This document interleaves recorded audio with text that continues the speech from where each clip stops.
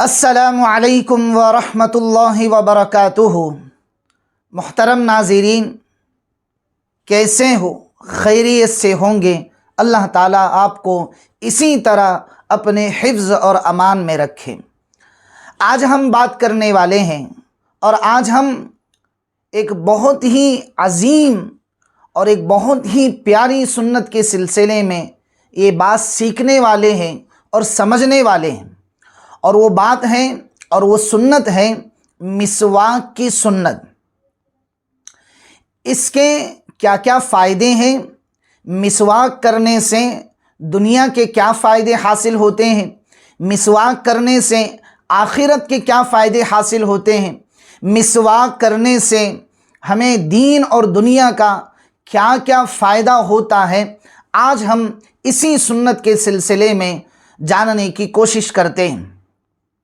تو سب سے پہلی چیز ہم مسواک کے سلسلے میں سمجھتے ہیں کہ مسواک کتنی لمبی ہونی چاہیے اور مسواک کا سائز کیا ہونا چاہیے، یہ سب سے پہلی چیز سمجھتے ہیں۔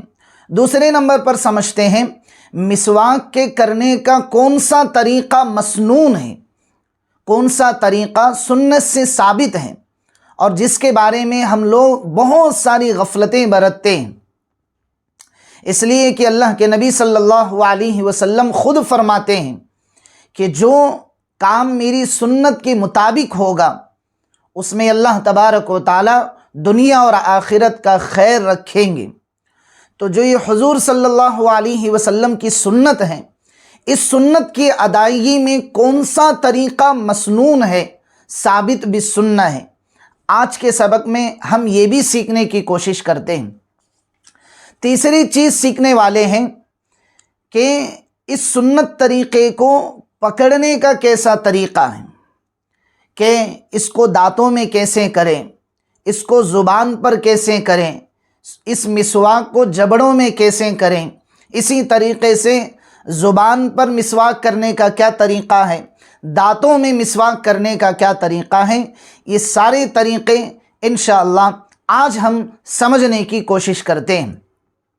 اور چوتھے نمبر پر کون سے موقع ایسے ہیں جن موقعوں پر مسواک کرنا بہت ہی ضروری ہوتا ہے، کہ جن موقعوں پر مسواک کرنے کے بہت سارے دنیا اور آخرت کے فائدے حاصل ہوتے ہیں۔ تو انشاءاللہ آج ہم مسواک کے سلسلے میں 4 بہت ہی اہم باتیں سیکھیں گے۔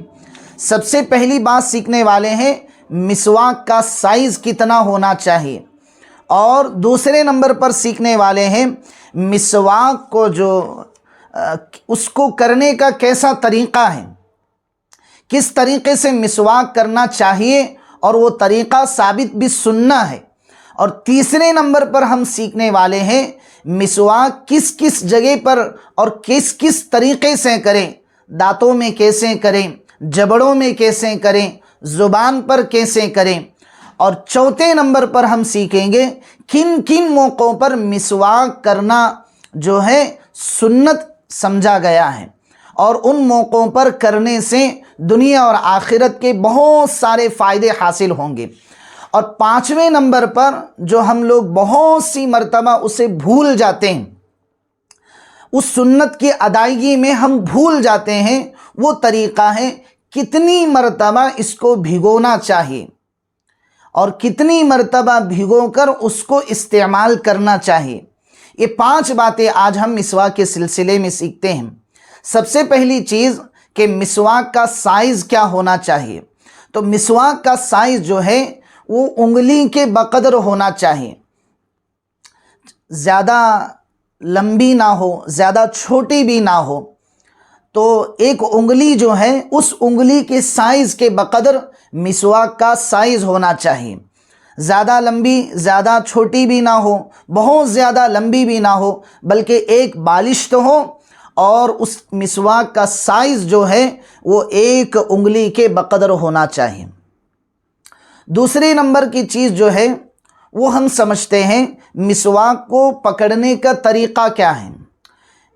آپ دیکھیے اللہ کے نبی صلی اللہ علیہ وسلم ارشاد فرماتے ہیں کہ مسواک کو پکڑنے کا مسنون طریقہ یہ ہے کہ آدمی جو ہے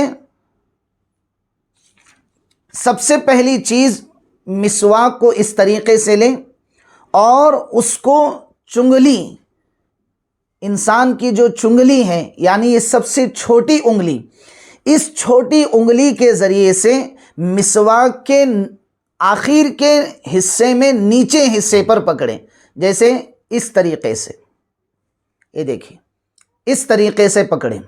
پھر اس کے بعد جتنے باقی کی انگلیاں ہیں، کتنی بچ گئی ہیں؟ 4 انگلیاں بچ گئی ہیں۔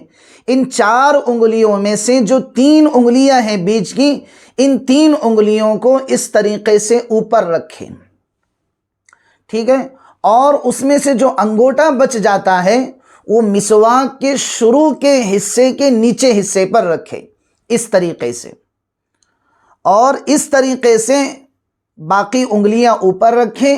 سب سے چنگلی والی انگلی جو ہے، چھوٹی انگلی، وہ مسواک کے آخر کے نیچے حصے پر رکھیں، اور انگوٹھا جو ہے وہ مسواک کے شروع حصے پر رکھیں اور اس کو اس طریقے سے استعمال کریں۔ سب سے پہلی جگہ جو ہے وہ یہاں داہنے حصے کے اوپر والے حصے میں مسواک استعمال کریں، پھر نیچے والے حصے میں، پھر اسی طریقے سے طول میں، عرض میں، چوڑائی میں، لمبائی میں، اور آخر میں زبان کو بھی صاف کریں۔ اس مسواک کے ذریعے سے دانتوں کے ساتھ زبان کی بھی صفائی اچھی طریقے سے کر لیں۔ پھر اسی طریقے سے مسواک کو بھگو لیں، پھر جو ہے وہ دائیں حصے کے اوپر والے حصے میں، پھر نیچے والے حصے میں، پھر اسی طریقے سے دانتوں کی چوڑائی میں، لمبائی میں، دائیں اور بائیں ہر طرف سے دانتوں کی اچھی طریقے سے صفائی کریں۔ یہ مسواک کے پکڑنے کا مسنون طریقہ ہے۔ میں آپ کو ایک مرتبہ اور کر کے دکھا دیتا ہوں۔ دائیں ہاتھ کی چھوٹی انگلی کے ذریعے سے مسواک کا آخری حصہ پکڑیں اور 3 بڑی انگلیوں کے ذریعے سے اوپر کے حصے کو پکڑیں، اور دائیں ہاتھ کے انگوٹھے کے ذریعے سے مسواک کا شروع حصہ پکڑیں، اس طریقے سے۔ اس طریقے سے آپ مسواک کو پکڑ سکتے ہیں۔ پھر اس کو دائیں حصے میں اور پھر بائیں حصے میں اچھی طریقے سے صاف کر لیں۔ یہ مسواک کرنے کا مسنون طریقہ ہے۔ اب آئیے تیسرے نمبر پر ہم جانتے ہیں کہ مسواک کو کتنی مرتبہ بھگونا چاہیے۔ تو مسواک کو کم سے کم 3 مرتبہ بھگونا چاہیے۔ مثال کے طور پر پہلی مرتبہ اس کو بھگویا، پھر اس کے ذریعے سے مسواک کیا، پھر دوسری مرتبہ اس کو پانی سے بھگو لیا، پھر اس کو مسواک کیا، پھر تیسری مرتبہ اس کو پانی سے بھگو لیا، پھر مسواک کر لیا۔ اس طریقے سے 3 مرتبہ کم سے کم مسواک کو کرنے کے وقت میں بھگونا مسنون ہے۔ یہ 3 باتیں ہوئیں۔ چوتھی بات آپ کے سامنے یہ رکھنی ہے کہ مسواک جو ہے دانتوں میں کیسے کریں، زبان پر کیسے کریں۔ تو دانتوں میں جو ہے لمبائی پر کرے، عرضن کرے، اس طریقے سے، اس طریقے سے، اور دانتوں میں لمبائی کے حساب سے کریں، اور زبان پر جو ہے لمبائی کے حساب سے کریں، اور دانتوں میں جو ہے چوڑائی کے حساب سے کریں۔ تو زبان پر جو ہے اس طریقے سے لمبائی کے حساب سے کریں، اور دانتوں میں جو ہے وہ چوڑائی کے حساب سے کریں۔ تو دانتوں میں طولن رہے گا اور زبان پر جو ہے وہ عرضن رہے گا۔ تو یہ طریقہ آپ نے سمجھ لیا ہوگا۔ تو یہ 4 طریقے جو ہیں مسواک کے کرنے کے ہیں۔ اب 5ویں چیز ہم سمجھتے ہیں کن موقعوں پر مسواک کرنا مسنون ہے۔ تو سب سے پہلی چیز ہے سونے کے بعد اٹھنے پر۔ سو کر جب انسان اٹھتا ہے تو اسے سب سے پہلے جو کام کرنا ہے، فراغت کے حاصل کرنے کے بعد مسواک کرنا ہے۔ دوسرے نمبر پر وضو کے کرتے وقت میں، وضو کرتے وقت میں بھی مسواک کرنا سنت ہے۔ اور تیسرے نمبر پر قرآن مجید کی تلاوت کے موقع پر مسواک کرنا چاہیے۔ اور 5ویں نمبر پر حدیث شریف کے پڑھتے وقت میں، حدیث شریف کے پڑھنے کے وقت میں بھی مسواک کرنا چاہیے۔ تو یہ 4 طریقے ہیں: सोने के बाद उठने पर, वज़ू करने के वक्त में, कुरान शरीफ की तिलावत के वक्त में, और चौथे नंबर पर हदीस शरीफ के पढ़ने के वक्त में।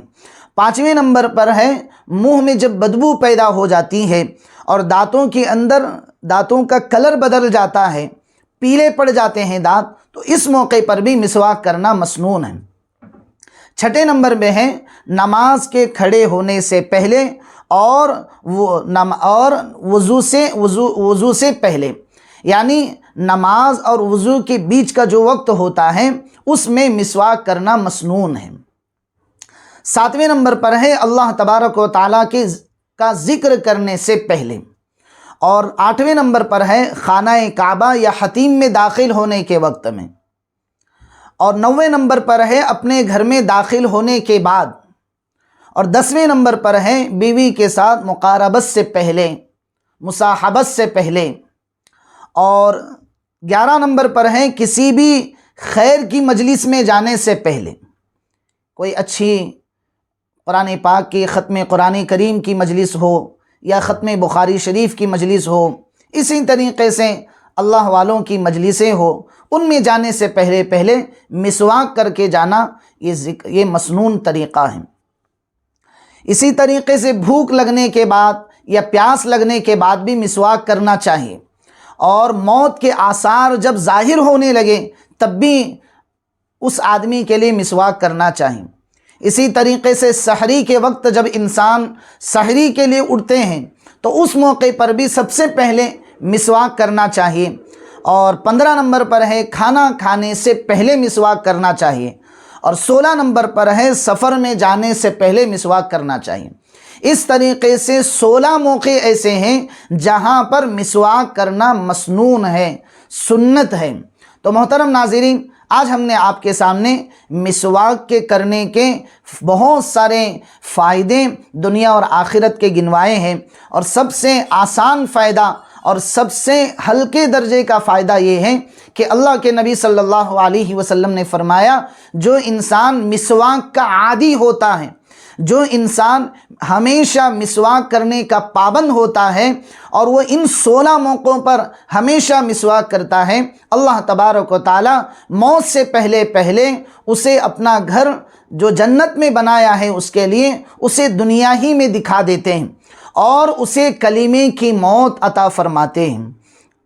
तो ये बहुत सारे इसके दुनिया और आखिरत के फ़ायदे हैं एक छोटी सी सुन्नत के अदा करने में, इसलिए इसमें हमें गफलत नहीं बरतना चाहिए। जितनी कोशिश हो सके इस सुन्नत के अदा करने में हमें कोशिश करनी चाहिए।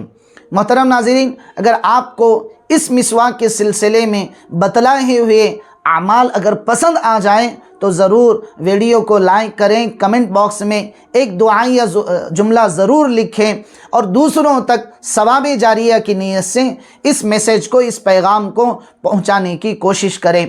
और अगर हमारा ये काम आपको पसंद आ जाए तो ज़रूर चैनल को सब्सक्राइब करें। अस्सलामु अलैकुम व रहमतुल्लाहि व बरकातुहू।